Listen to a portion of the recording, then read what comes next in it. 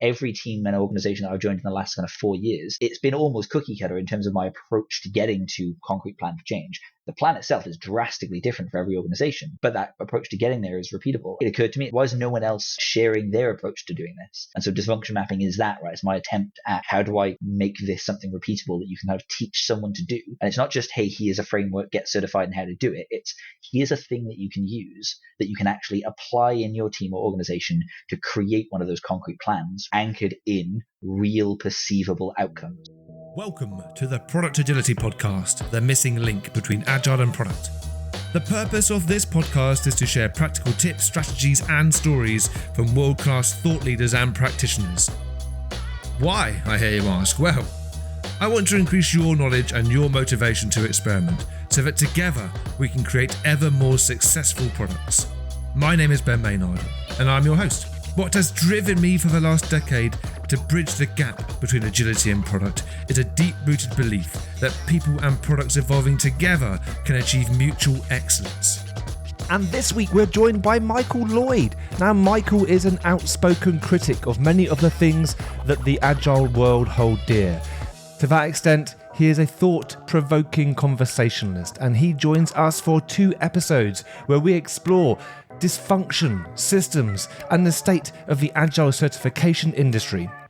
We're going to spend this episode hearing about some tools and valuable tips he's got for all of us, regardless of our roles, in how we can better understand dysfunction. Now, as always, recommend this episode to somebody that you know. The more people listen, the happier we are. And without any further ado, Michael, Ben, over to you. Here we are with Michael Lloyd. Michael is somebody that I have known for a year via LinkedIn initially, and you came on my Truth in the Back of the Room course. It was awesome to get to meet you. And I really love the stuff that you're putting out and have put out historically on LinkedIn in particular. I think it's different. I think it is thought-provoking without being cheesy, contrived, or an arsehole, which I think is quite unique because some thought-provokers out there are dicks at times, and you're not one of them. But I guess a lot of people listening perhaps haven't heard of you or seen anything that you've been putting out on LinkedIn, such as dysfunction mapping or some of your opinions on there. So, Michael, would you mind giving our listeners a little introduction to yourself? Sure thing. Thanks, Ben. So yeah, I appreciate that not a dick tagline might actually be something that I stick with, because that does tend to be a bit of a guiding principle. But yeah, I'm an Agile coach and Scrum Master, right? That's what I've been doing for the majority of the last 8 years when I first sort of found the Agile movement. I spent a lot of time just focusing on getting better at understanding Agile tools and frameworks, figuring out how to help teams get better. But much more recently, it's turned into, I think, a realization for me that the Agile industry is going off the path that I think it should be on, and it's in a bit of a precarious position, and just trying to do anything I can to maybe shift the conversation in a direction back towards the right things. That's where some of, obviously, the LinkedIn content comes from. My general approach is just I try to be as honest as I possibly can, while also, like I say, not being a dick about it, right? So try to actually position things in a way that is likely to land with people, maybe likely to influence them, even if sometimes I feel like I'm saying things that are not popular. It's just about trying to open that conversation, get people talking about stuff, because sometimes it's just platitudes and sound bites, and we need to actually be talking about the big hairy problems in the industry. So it's a big statement. Which one? Around the state of the Agile industry. This podcast, when it originally was formed, was all really focusing on letting people know about large-scale Scrum and how useful it can be. But since I started the podcast, I've moved on, the world's moved on, Les hasn't moved on, and that's fine. But that's a kind of statement of fact. And the podcast has evolved into much more broader conversations around product and agility. And I'm in a fortunate position where I suppose I'm tentatively straddling both what people would maybe call the product world and then the Agile world. And I suppose this is how I feel, but it's also, I think some of the feedback I get from people is I'm trying to have a foot in each camp. And I do find that in the product world, things feel very different in respect to people's approach to learning and the people that are espousing certain things, in terms of people that have done it. And the Agile world seems to be more interested in having professional trainers than competent practitioner experts who are helping people grow their skills, I suppose. I'm saying that obviously with one eye thinking, is this what you think as well? Partly, yeah. I guess the bit that immediately is just interesting to me, right, is like, why are they even two separate things? Like, why is there this idea? And you're right, like I immediately recognize the thing that you're describing, right? You've got the Agile movement, which is this thing that's been around for 20 years. And the product movement has always existed as well, even before the manifesto. But this modern incarnation of the product movement, as you're describing it, is this thing that I perceive as having split off from the Agile movement because of some of the problems with it. And why should those things be separate, right? Product is such an important inherent part of Agile.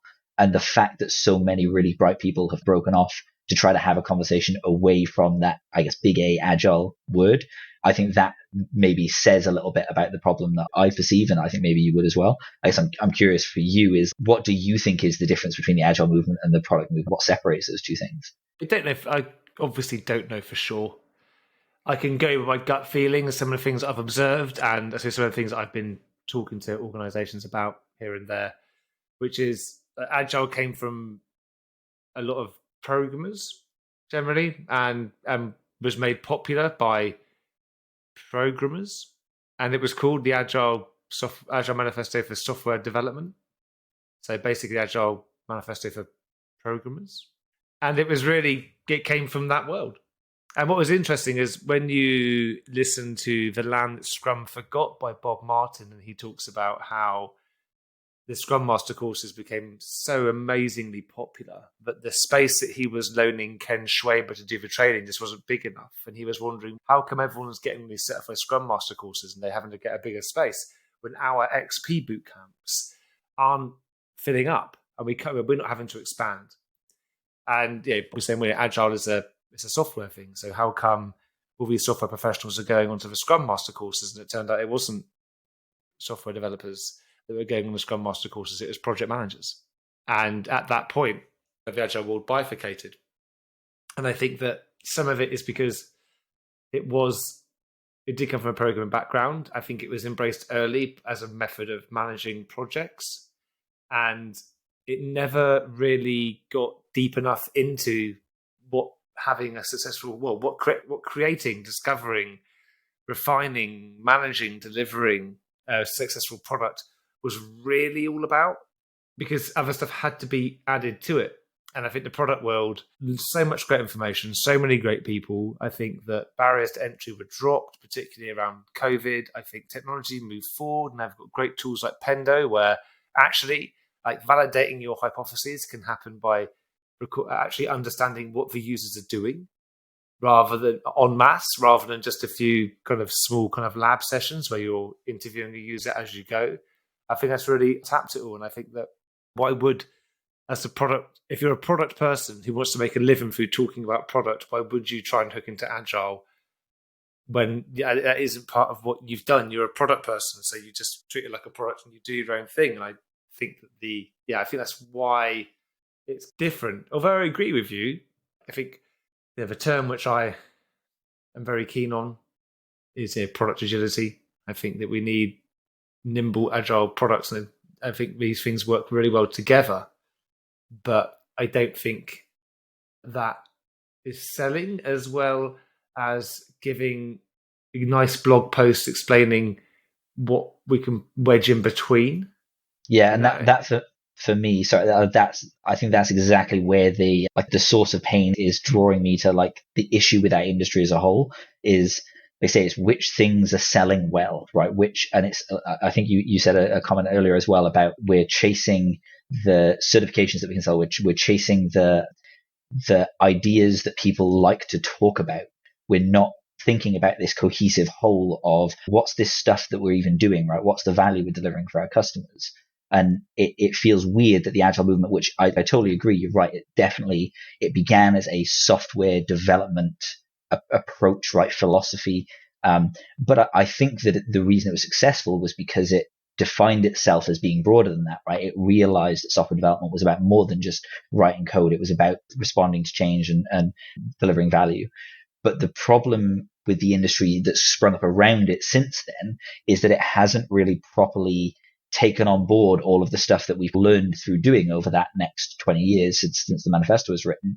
And like you say, it's like the the product game is like a good analogy for that, because you shouldn't need to have individual specialists in how to organize teams to deliver value, and then another independent team or group of experts on how do you even define what value is, or deliver the right thing to customers. I mean, that should be one big cohesive thing. And I think both of those groups know that, but the very large and powerful and influential industry around, particularly the Agile movement, I think this is nowhere near the same problem in that product sphere, but that has the ability to drive the conversation and change the things that people prioritize, because there's huge amounts of money to be made from selling certifications, from selling training, from deliberately making your process or your approach more complex so that someone has to pay an expert to understand it.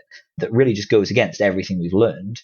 But again, you're fighting these uphill battles against just powerful structures that essentially have monopolized the learning aspect of our industry. And I think that's the part that the product side of things has managed to break away from a lot more, or at least just not get engulfed in to the same degree as the Agile movement has.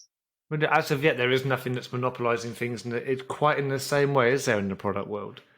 Yeah, I think that's it's an astute observation. I mean, when you look at the current state of things at the moment, as things currently stand, and there's been lots of, not lots, but there's a couple of people that I know that are CECs who are saying that certified enterprise coaches of the Scrum Alliance, who are saying that they're not going to bother renewing, they're not going to bother being a member of Scrum Alliance anymore, because they've taken away the ability for those CECs and I believe CTCs, team coaches, to deliver certain training pathways.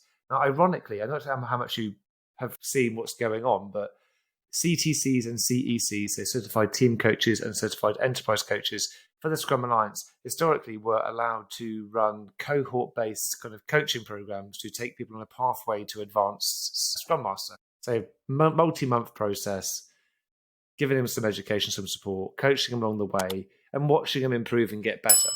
And they're not allowed to do that come next year. What's the stated justification for that? Why are they saying they're taking that away? I've not seen an official statement. I suppose I have spoken to some people, and I wouldn't want to say anything for fear of incriminating anyone for saying stuff that they maybe shared with me in confidence. I don't know. I know, but what I can say, and as you say on your LinkedIn profile, these opinions are your own. This opinion is my own. I can't help but feel that whether it's an intended consequence or an unintended consequence, by devaluing or removing the incentive to become a CEC and CTC, it just pushes people more towards becoming a certified Scrum trainer, which means more courses, which means more revenue. In the end state, I don't know. I don't know. But the one thing that is true is I think that those people who used to be able to do it, who were making a living from it, who now can no longer make a living for it, will be looking for somewhere else to turn. And I don't really understand the rationale for that. I mean, any ideas I had about becoming a CEC, I parked a little while ago because I didn't see value in it as it stood. Yeah, I think this is part of the rot that exists in our industry that a lot of people don't want to talk about, is regardless of how passionate and knowledgeable and just like careful individual like trainers and people who run certification programs are, and I know a lot of these people, and I haven't met a single like Scrum.org trainer, for example, that I don't deeply respect. I think they're all fantastic at their jobs. But as soon as you like form a collective and an organization whose revenue is based upon selling certifications, the only thing that organization really is going to do is incentivize selling more certifications, right? That's just the way that incentive structures work. And it doesn't really matter how thoughtful the individual kind of practitioner is, if the entire industry essentially is building up this perception of you need this particular certification or this particular framework in order to be hireable and to demonstrate that you do some particular thing. And particularly then tying the business model to how many people you can get selling those certifications on your behalf, right? As I think you and I have both joked in the past, it's very pyramid scheme-ish. And again, that's overly harsh sometimes because it's not a deliberate intent of the individuals doing it. But yeah, when you create these kinds of structures where there's just so much money to be made selling these certifications, and then the organizations that have monopolized the industry off the back of that just have so much power. Because let's face it, right? Like one of the things we might talk about a bit more later is some of the stuff that I'm doing on the side to try and build some alternative training pathways for people. But like, how am I meant to compete with Scrum.org, right? Why should I even think that I could possibly yell into the abyss in the direction of Scrum.org and hope to be heard? But there is, I think, a growing contingent of people, and there are people I'd love to talk about a bit later maybe, that I think are doing some really good work in shining a light on some of the anti-patterns that we've baked into this training and certification model. And I think that as that realization starts to dawn on people, that things will start to change. And I don't necessarily know what's going to replace it, but I think that, like you say, this model where an organization just wants to sell those 2-day workshops and perhaps starts reorganizing things so that what people want is less important than how many certifications they can sell. Hopefully that starts to go away because people can see through it. And again, that's not to undermine the value of the training or the value of the organizations themselves. It's just that model that just, in my opinion, has outlived its usefulness. Like, we are way beyond the point where too many people are certified in basic level 2-day workshops of something X, right? Like, it doesn't matter what workshop, pick a framework. And there are probably too many people that have that certification to the degree, it's college degrees, right? Like they say in America, that they've become useless now because everyone has one. So it just becomes the new high school degree. That's what the PSM1 is now, right? A PSM1 doesn't tell you anything about a person's knowledge of Scrum. It's just a thing. It's a benchmark. It's a step you have to take if you want to be considered hireable as a Scrum Master. And again, I've taught the PSM1 equivalent content. I've certified people in it. I know lots of people who are PSTs and trainers aligned to Scrum.org, respect them deeply. But that doesn't change the reality. That's not enough to help someone demonstrate that they are a master of Scrum. And we as an industry are not doing a very good job of actually putting that structure in place to demonstrate that level of mastery and help people to get there. That's it. But I wonder if that horse has bolted. I don't think that there's any coming back from it quickly. We have set a precedent that people have a knowledge gap filled. That's what training does. Training fills a knowledge gap. It's the ongoing support and the coaching and the practical application that then makes people skillful, knowledgeable practitioners with a true understanding of the concepts or topics or tools or techniques. Certifications is just filling a very small knowledge gap. And I think this is what the product world are being and have been quite savvy, which is if we deliver some self-paced learning, which is 2 to 4 hours long, and it's engaging, guess what? Like, people will leave remembering it. People will have it there to refer back to, and people will recommend it to their friends. And it will probably do a good job. Like, I don't think that a lot of the stuff which is taught in your standard kind of Scrum Master course around the events and the roles, people could watch a pretty engaging video and learn that. You don't need to attend a 2-day course to learn a lot of those things. And I think if you take a product view of it and say, well, how are we going to make a product which is scalable, which kind of which solves a problem, so it's of value to people, I think the route that some people in the product world are taking, or if you look at Mind the Product, used to have a subscription service as well, so you got access to certain articles, although I think the articles were of varying quality, but it was a good shout. I think that does probably more for the average practitioner and going to good conferences than, say, going on all of these 2-day courses. I mean, I did some research. I bring up on my screen here that when I looked, this is a month or so ago, there was about 284 certified Scrum trainers in the world. And there were 364 PSTs. There were, and I did then have a look at how many safe SPCs there were. Yeah. If I was to tell you that there was one organization alone that had 485 SPCs. Wow. Yeah. But I mean, and this is part of the problem, right? And sorry, I didn't mean to cut off, but it's so as we might get into, I'm not necessarily as critical of SAFe as a lot of practitioners like me are, although I certainly have my criticisms. The biggest one of those is that SAFe makes it far too easy to achieve that kind of SPC high level certification, and the benchmark of quality that they hold is very low for their practitioners. I think Scrum.org is on the better end of that spectrum. They do a much better job of holding a high bar, but the PSM1 level, which is the entry level, is very low bar, but perhaps deliberately, and maybe that's a good thing. I don't know. I don't know what the right level is for an entry level, but I think the bit for me, and like I say, I'm doing some work on the side to actually try and make progress on this, is if that entry level thing, the base level of knowledge that you need just to be successful in a role, is that low bar, right? If we're not saying that you need to be up here and you need to be multi-year level practitioner to be a Scrum Master, but in fact, a Scrum Master is someone that just needs to have basic knowledge of Scrum and then these other assorted, maybe soft skills, which again, we could argue whether or not that is true of a Scrum Master, but given where the PSM1 sits, the way the industry is moving, I think that it's mostly being agreed upon that a Scrum Master position can be an entry-level position. I would maybe disagree with that.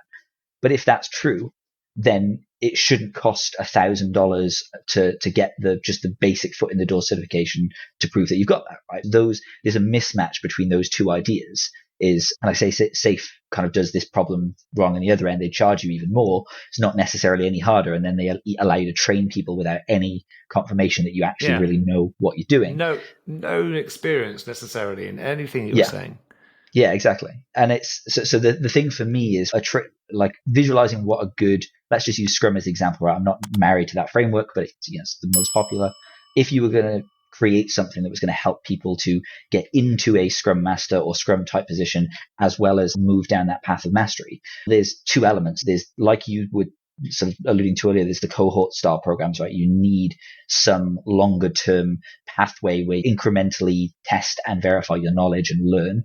But you also need that foot in the doorstep that should be self-learned. It should be easy. And in my opinion, should be free, right? So that's what I'm trying to create at the moment with the help of some other Agile practitioners is, what if that PSM1 equivalent was something you could get for free, right? You learn the stuff on your own. You take the exam. Imagine the exam was harder than the one that currently exists for PSM1, not by a massive amount, but enough to demonstrate that it at least is as good, if not better, than a PSM1 equivalent certification. And imagine that first step was entirely free of charge.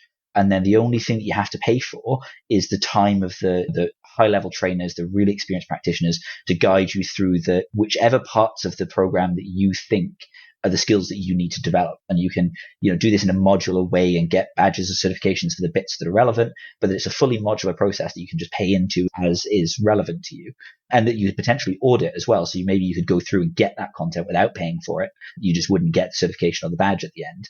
Like, if that was the model that our industry was built on, my sort of suspicion is that we would have a much higher level of a practitioner community.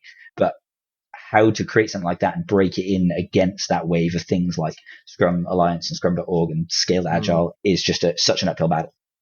Yeah. But what is success for that? Because I don't think that everybody really cares enough, if I'm honest with you. It's like that you care, I care, like lots of us care. But for many people out there, it's just a job. And it's not like accountancy, where you are with ACE or CIMA certified registered accountants and you working alongside them. You're not going to get away from just winging it on the profit and loss, or your reporting of VAT to your KWF HMRC. You're not going to get away with, no one's going to let you get away with winging it or cocking it up, because you are all at a certain level. There are repercussions for getting it wrong. And you know what? You're just not going to get away with it because you're around good people. Look at the professional coaching world. In the professional coaching world, you have to go to supervision if you want to remain part of the ICF. You have to be mentored if you want to be part of the ICF. That's just the way it goes. There are lots of brilliant coaches out there who have never, ever been a member of the ICF, and they have a good living. But most professional coaches look to the ICF and are like, that's the gold standard. But that started at the beginning and it grew from there. We've never had a body that cared as much about the people that are on the receiving end of the knowledge which is being espoused to people. No one's really cared enough historically to do it. And I just wonder, I think that what you're saying makes sense. I would join you on that crusade, but I wonder how much impact it would really have. Yeah. And that's the problem, right? Like with all these things is I don't know either, right? I've just got this vision of something that could be better and I want to test it and see what happens. And I say I'm working with some other fantastic Agile practitioners to bring this to life, hopefully. We're only on the early stages of it.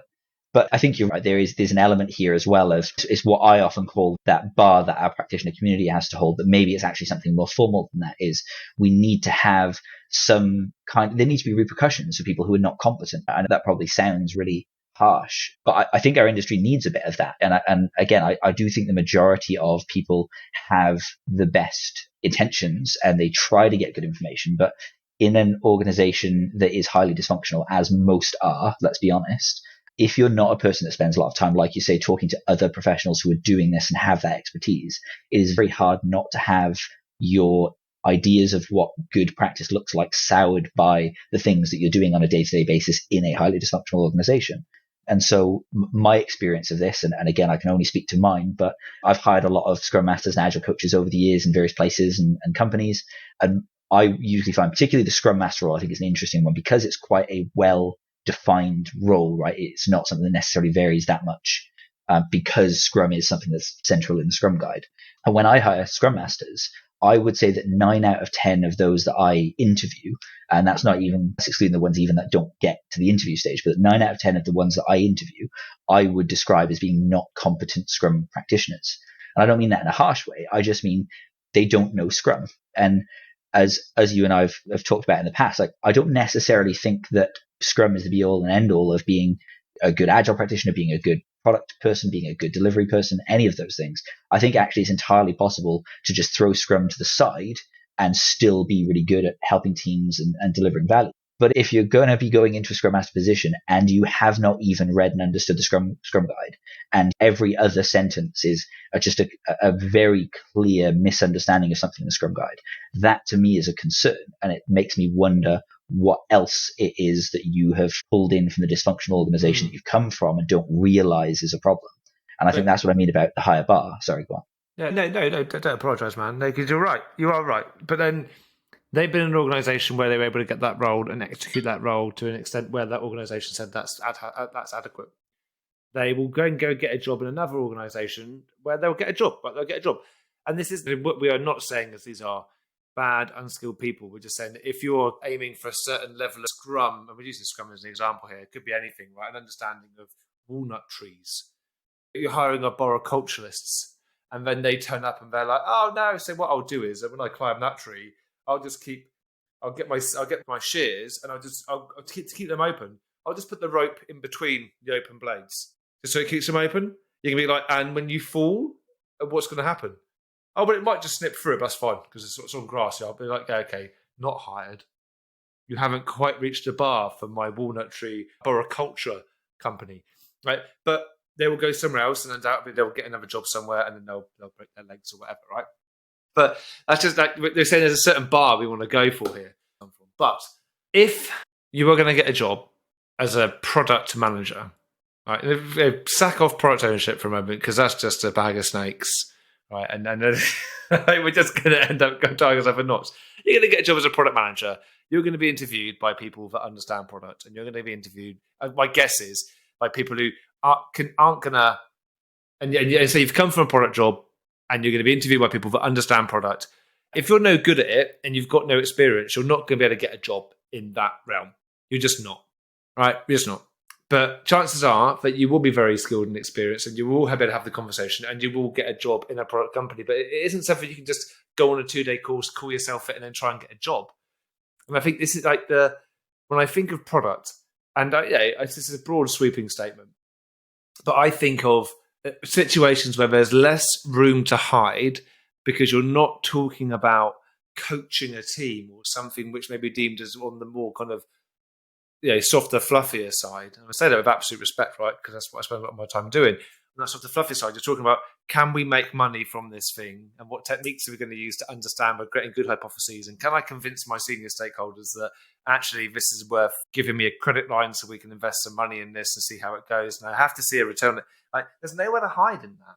But I think with Scrum Mastery and anything in the kind of most of the stuff in the Agile world, there's so many little nooks and crannies to hide or cower, or just to let stuff get glossed over, because there's so many little nooks and crannies in the vast array of different interpretations of the roles that people are being hired into.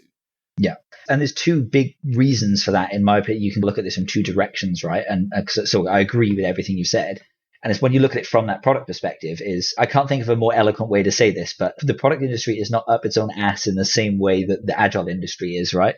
Which is to say, no one perceives the study of product or the study of product delivery, whatever you want to call it, as being an end in and of itself, right? Everyone understands that it's for a purpose, it's for a reason, and that's to satisfy customers, right? It's to deliver valuable products. Whereas the Agile movement, at least in part, and I would argue probably a majority, I would say maybe 60% of practitioners to pull a number out of thin air, probably fall into this camp, which is to say that agility is the end goal. They see this idea of an agile organization and an agile utopia as being something that they are there to create because they have this vision for the future that they believe will make things better. But they're not tying that to the actual outcome. And I think that the conversation that I have quite frequently with other agile practitioners, and again, many of whom I respect deeply, will say things like what an agile coach does cannot be measured, right? We fundamentally do something that is not measurable because it's, like I say, it's this soft stuff, right? It's about making people enjoy their work or satisfying customers more, but not from the sense that you could measure any of those things, just in this high level kind of fluffy way. And yeah, like the problem for me is that you cannot expect to be taken seriously really by anyone who is outside that bubble when you make the case that you're this person that you're expecting to get paid to do a job, right? You're not just in here doing this out of the goodness of your heart. You're expecting someone to spend money and time, and not only that, take a huge risk often on giving you some level of influence or authority in some organization that could potentially have very expensive knock-on effects if you are an ineffective or not competent person. To then try to say, I'm not only going to not be able to prove to you that I've been successful, but I cannot define what failure looks like to you up front either, right? This is entirely just based on how happy people feel or how nice we think the day is or whatever. And again, I don't think most practitioners put it, I'm deliberately putting that in like the least friendly way, I suppose. But I do think there is this very, very deeply embedded kernel in the practice of agile coaching and all the supporting stuff, which is that as long as people are happy with the work that we do, then we are successful. And I think that's partly true.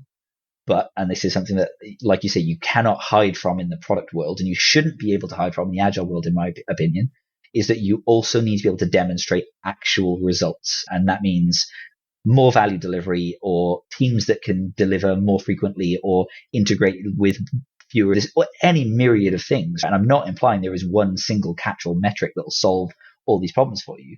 But again, if you're not measuring stuff, if you're not measuring something, then like, why should anyone listen to you? And that, I think, is why it's so easy to hide, is because as a practice, even if it's not the majority, let's say it's a minority of practitioners that buy into this worldview I'm describing of not measuring and not demonstrating, I still think that the vast majority of practitioners in the agile world accept that worldview and don't push back against it. That much, I think, is fair to say. And if we don't do that, we're just allowing that bar of practice to lower and devalue what we do, right? Which just leads us to, I think, where we are now, which is facing possibly quite a big existential challenge to the agile movement. There's no, and this is what. So a couple of things. One thing which hit me square in the face, and I'll come to that in a second. I want to detour around the fact that coaching. When I think of coaching, I think of it all coming from something up here, which is professional coaching and all the work that was done 20 years ago to prove that individual one-on-one coaching was beneficial, and it was not proven. They weren't able to disprove. There was evidence which suggested that one-on-one coaching helped people. It improved their performance. It helped them attain their goals and their targets. And I don't think that many people will turn around and say that a good coach doesn't give them a significant impact, beneficial impact on their life, which is in some way measurable by them saying, look, I've got the job. There was somebody that I coached once, and I don't do much one-on-one in professional coaching anymore, but somebody contacted me and said, do you do career coaching? I'm like, well, no, but tell me what it is the problem you're facing. And they were going for a job. And so we had a couple of coaching conversations, and she got this job. It was a brilliant job, more senior, looking after all the sustainability for one of the UK's largest building companies. It's a phenomenal job. She's a phenomenal person. So how do I measure my performance as an individual coach? That person got a shit hot job, and they're really happy, and it helped their career. Brilliant, right? Unequivocal. When I think of Paul Barber or someone else I'll name drop, a lady called Alice, Paul's a brilliant team coach. He goes in, he works with a lady called Lucy. They help increase team performance. They get more work. That's objectively measurable because the teams will say you've increased our performance. Alice is someone that, she might be surprised if she ever listens to this, I'm talking about her, but I think she's quite a force to be reckoned with. She's really good at her job. She coaches teams get better. She gets invited to go to talks. Objectively, you can measure her performance. I think that as our coaches, we should be taking some of that and saying, are we objectively increasing teams' performance? Yes or no? And I think you can bloody measure that, but I think that many of us don't, because we're not hired into a role where that's believed that's what we're supposed to be doing, because we're to convince people that Agile is the thing we should be doing, rather than focusing on helping teams improve their performance. And I think that's a big problem, because I think we can measure it. I just don't think that we... And sorry, the way you phrase that, then it really does bring the point home to me, because I think this is where, again, we as a practice, as a community, have failed to, I guess, stand by what I believe our principles should be, right? Which is that we are here to improve value. We're here to make people objectively better at doing whatever the job is that they're hired to do. And because you mentioned that sometimes we're not hired into a place that understands or empowers us to do the thing that we actually should be doing as Agile coaches. To me, that's a terrible excuse. Now, I know it's not really the one you're saying or that you would use, but the idea of an Agile coach saying, oh, I wasn't empowered to do the thing that I was hired for. But that is the thing that you were hired for, is to help management and leadership and other people understand the importance of empowering people to do the valuable things, right? If you can't even get to the point of unlocking your own potential in that organization, how on earth are we meant to believe that you're qualified to unlock the potential of all of those other people around you? And again, I know that probably comes across super, super critical, but I don't mean it as a way to discount the individual practitioners. What I'm saying here is that we have to take that on, right? That's our responsibility, is to say, I'm in this situation surrounded by these people.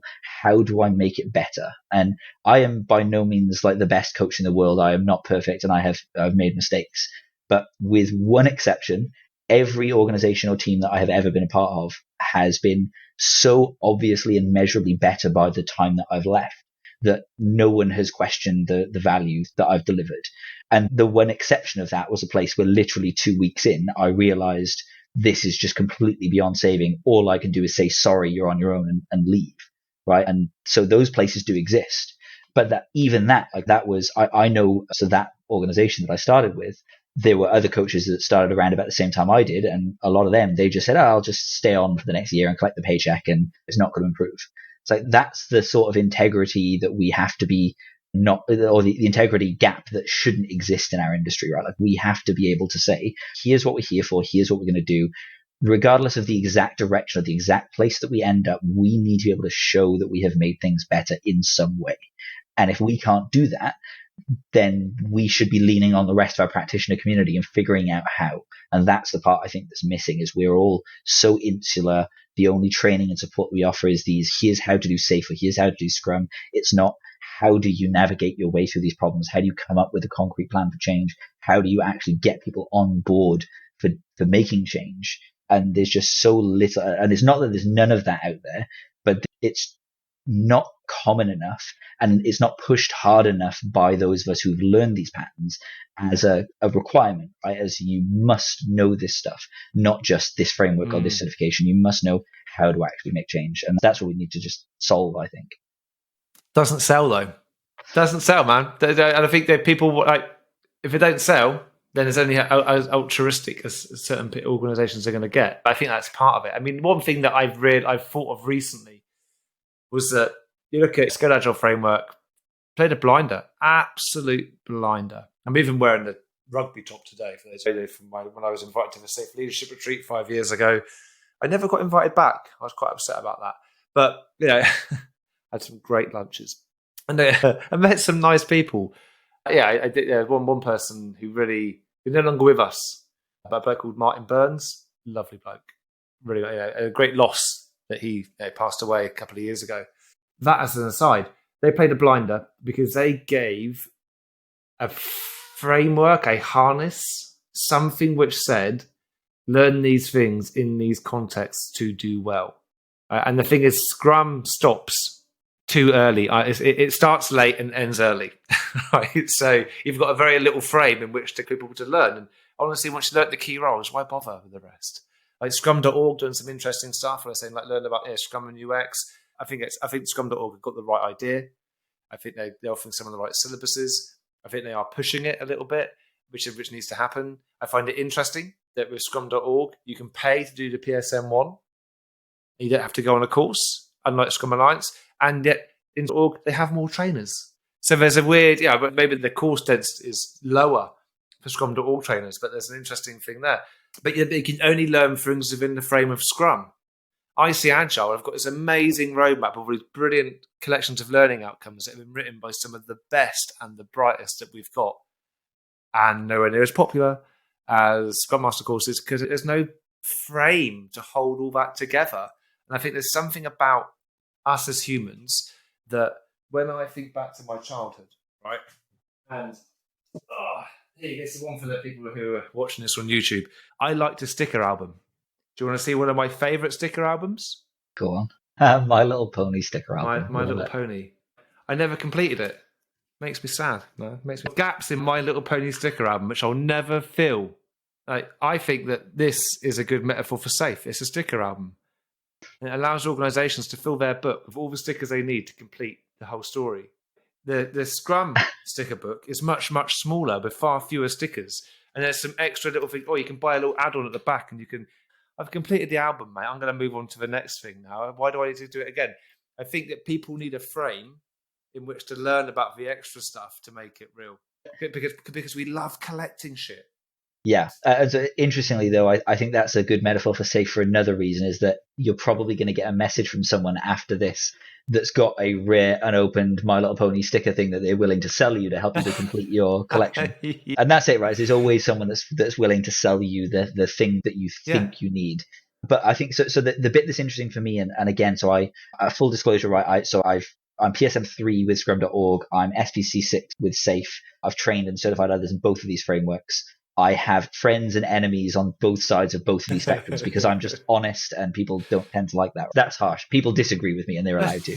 But the thing that's interesting for me is that I look at Scrum and SAFe as being a lot more similar than most people realize, and that they've both committed the exact same crime. They've both done the exact same thing wrong, just at different ends of the same spectrum, right? And that's Scrum in its attempt to be lightweight, right? In its attempt to, in my opinion, to sell more certifications to more people, has made itself too broad and has stripped back too much in pursuit of allowing more people to think that it's a useful thing for them to learn.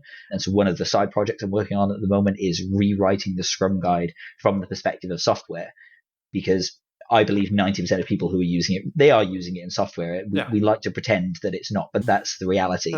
And I've been very curious to think, what would the Scrum guide look if it stopped trying to be broad and explicitly said, this is what it would look like in a software delivery environment.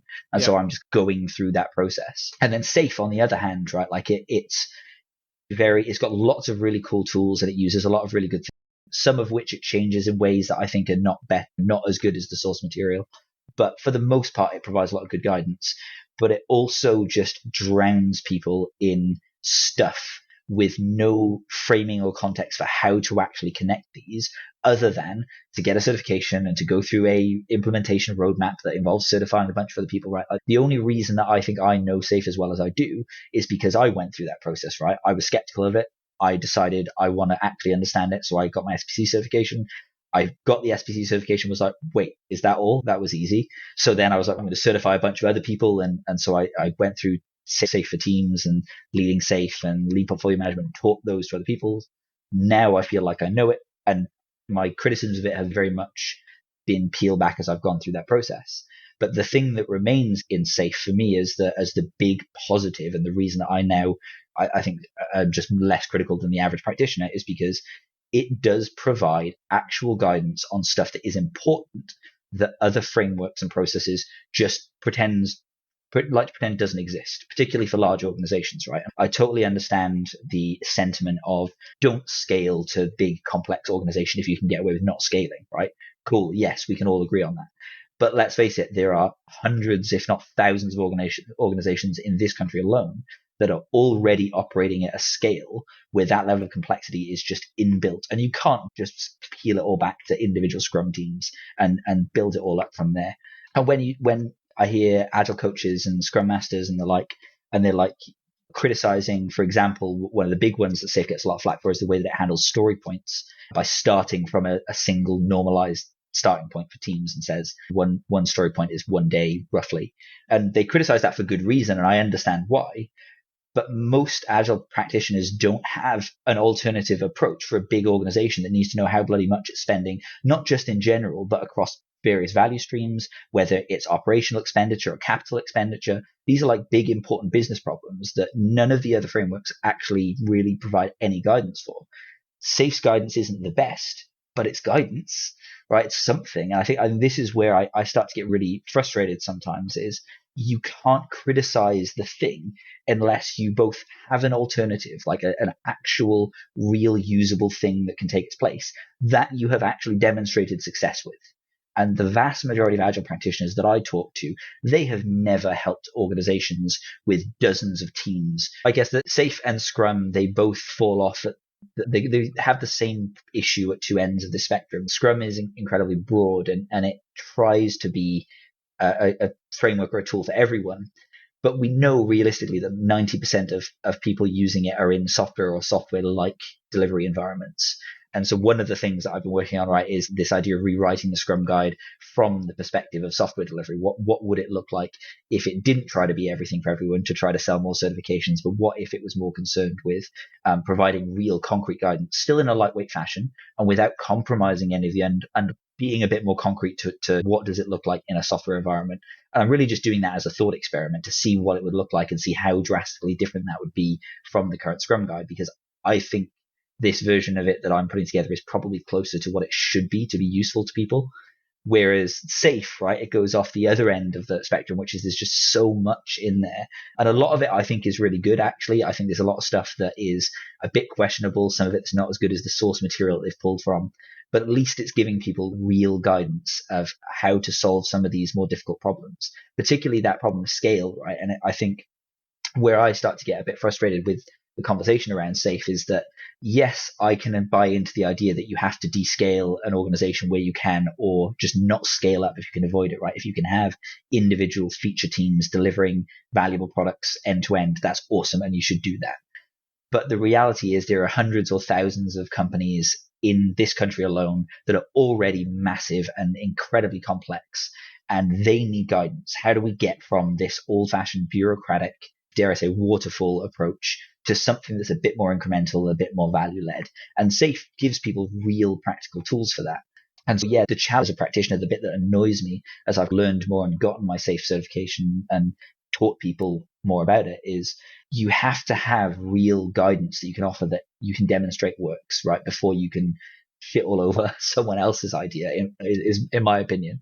And the problem with the way that the conversation happens with SAFE is people want to shit over something that they don't like, but they don't really have something to replace it with. And the example that I get pulled into a lot is, because I think it's one of the more controversial things in SAFE, is this idea of normalized story points. And to be clear, so SAFE doesn't say you should normalize story points across teams all the time. It says that as a start point, when teams are starting out, because you need to find a way to plan across big complex teams, start by making one story point one day, and then from there it'll evolve and grow, and it doesn't matter. And I do still have some challenge with that. The reality of it is, if you're a big complex organization and you have to worry about figuring out how to transition your funding and budgeting model into these value stream ideas where you've not got the ability to calculate people's man hours and figure out what your operational spend versus your capital spend is, and those are important questions.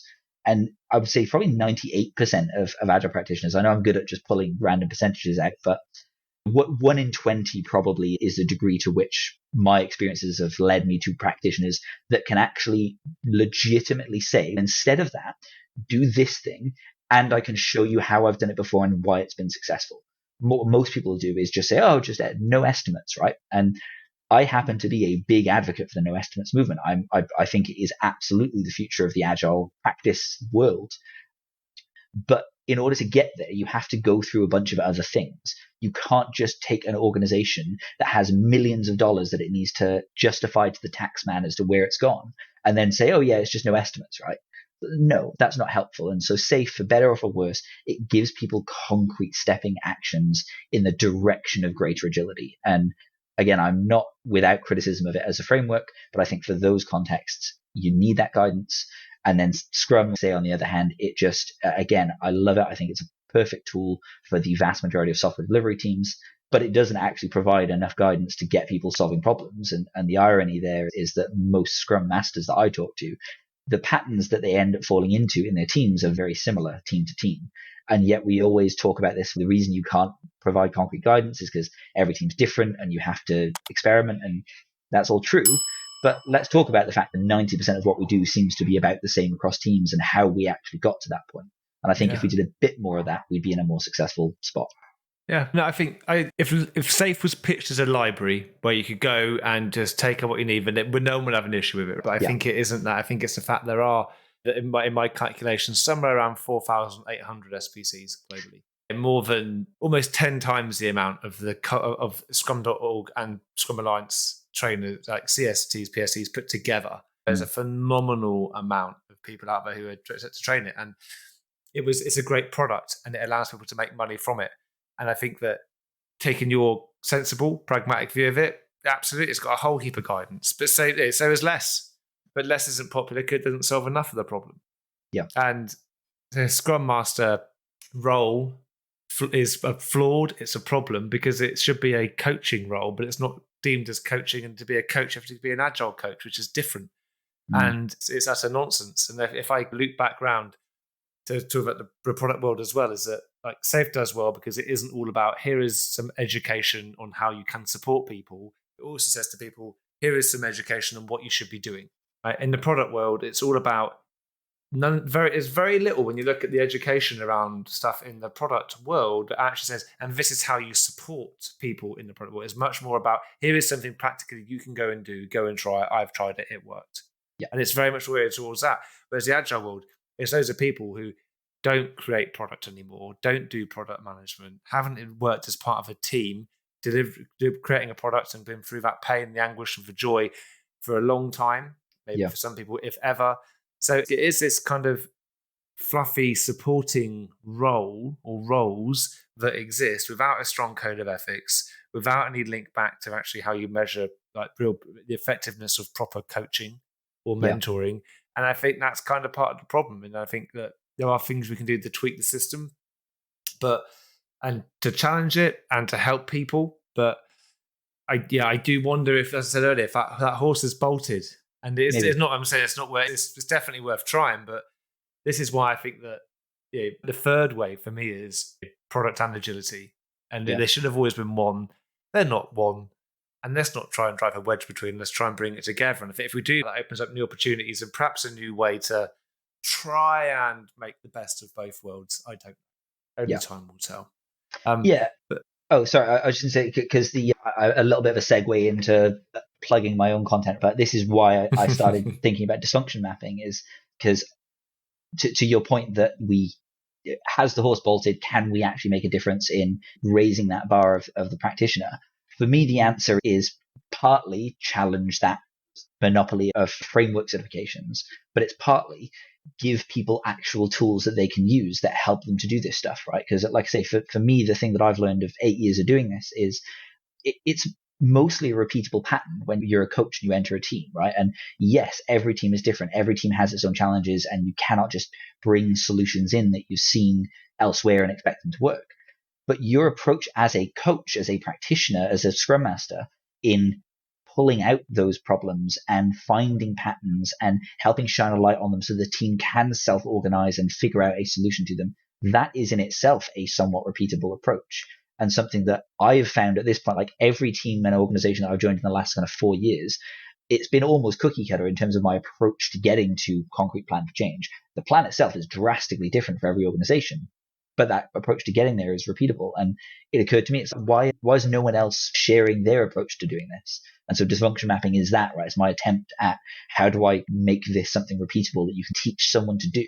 And it's not just, hey, here's a framework, get certified in how to do it. It's here's a thing that you can use that you can actually apply in your team or organization to create one of those concrete plans, which, like we've both already agreed on, is anchored in real perceivable outcomes, right? Not necessarily metrics, not necessarily like a number that goes up or down and tells you that you're 92% successful, because it's not quite that exact, unfortunately, but that does give you specific, I have seen and observed these specific problems, I have taken these specific actions, and these problems either have or have not gone away. That is something that gives you a level of clarity that your actions are useful that I think most Scrum and Agile practitioners would really benefit from and really crave, but that no one seems to be providing. And I think, like you say, the reason is because there's no money in it. So the answer in the short term for me is, okay, I do this as a side project and I just try to change it in whatever degree I can.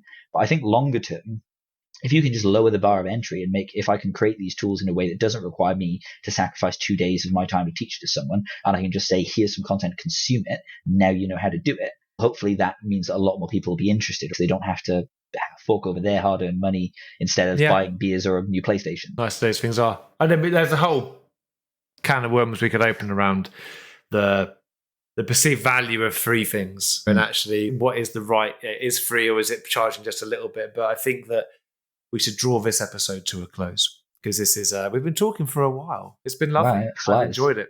Yeah, we went a bit deeper than normal, which means that we're probably going to have time to record one more episode. Before we wrap up, Michael, I will ask you the question which I ask many people is, what do you think we should talk about in the next episode?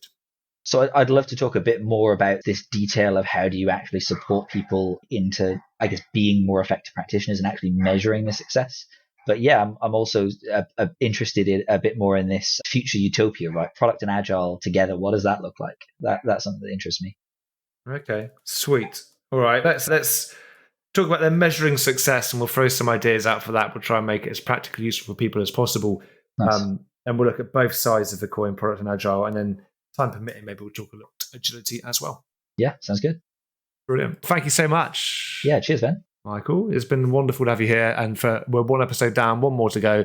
Everybody, thank you very much for listening, and we'll be back again in the very foreseeable future. Thank you.